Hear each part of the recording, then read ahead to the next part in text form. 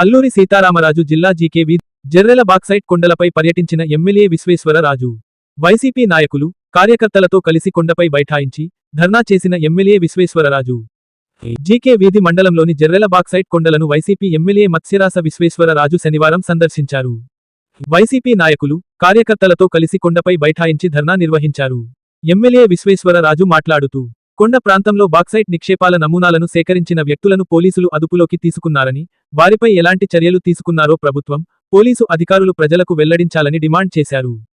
కూటమి ప్రభుత్వం అధికారంలోకి వచ్చినప్పటి నుంచి గిరిజన ప్రాంతాల్లో ఖనిజ సంపదను వెలికితీయడంపైనే దృష్టి పెట్టిందని ఆయన విమర్శించారు. బాక్సైట్ తవ్వకాల కోసం ప్రయత్నిస్తే స్థానిక గిరిజనులు, ప్రజలతో కలిసి పెద్ద ఎత్తున పోరాటం చేస్తామని హెచ్చరించారు. 2019లో అధికారంలోకి వచ్చిన తర్వాత మాజీ ముఖ్యమంత్రి వైఎస్ జగన్ మోహన్ రెడ్డి గిరిజనులకు ఇచ్చిన హామీ మేరకు జీవో నంబర్ 97ను రద్దు చేశారని గుర్తు చేశారు.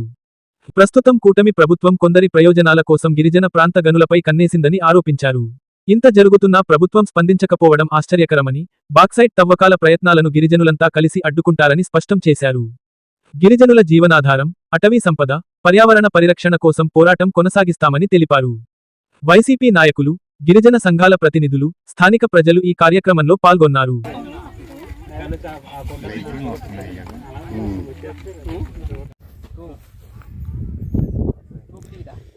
సార్, ఇది ఇందిరాగాంధీ ప్రభుత్వంలో ఉన్నప్పుడు 1972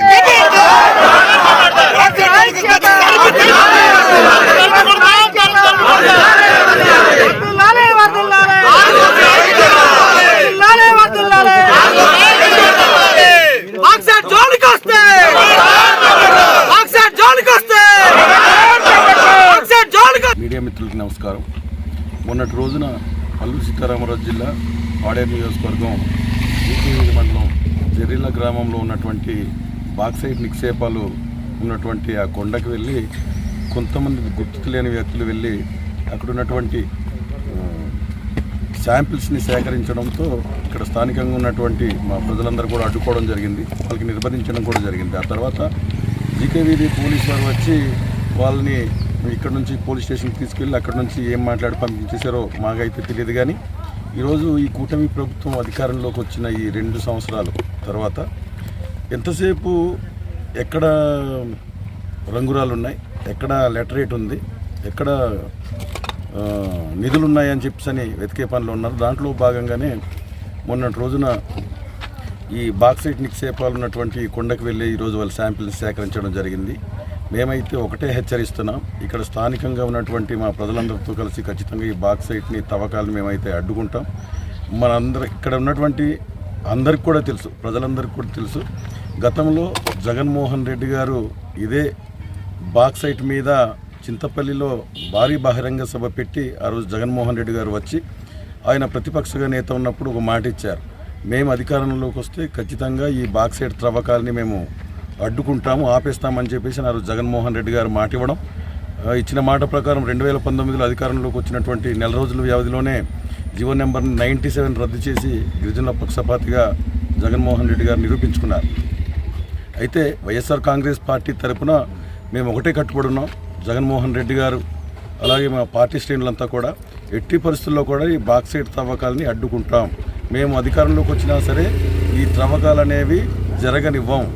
కానీ ఈరోజు కూటమి ప్రభుత్వంలో ఉన్నటువంటి నాయకులు నోరు మెదపని పరిస్థితుల్లో ఈరోజు ఉన్నారు. అంటే కేవలం మీరు అధికార దాహంతోనే ఉంటున్నారు తప్ప మా గిరిజన ప్రాంతంలో ఉన్నటువంటి ప్రజలు ఏ రకంగా నష్టపోయినా పర్వాలేదనే ఉద్దేశంతోనే మీరు చూస్తున్నారు.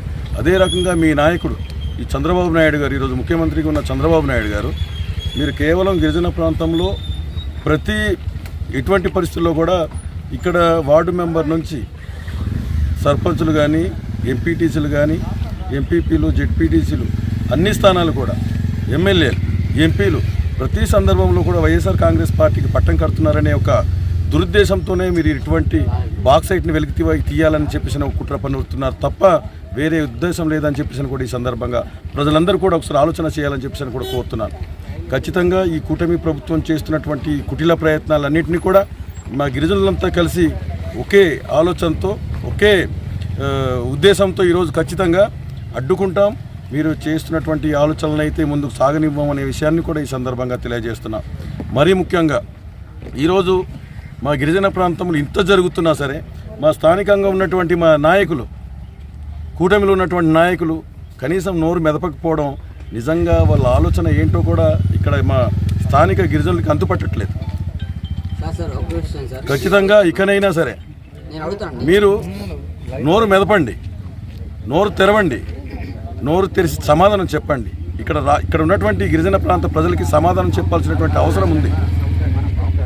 కాబట్టి మీకు ఎట్టి పరిస్థితుల్లో మీకు తిప్పికొట్టడానికి ఇక్కడ స్థానిక ప్రజలందరూ కూడా సిద్ధంగా ఉన్నారు. మీకు ఎప్పుడు ఎన్నికలు వచ్చినా సరే ఓటుతో సమాధానం చెప్తారు.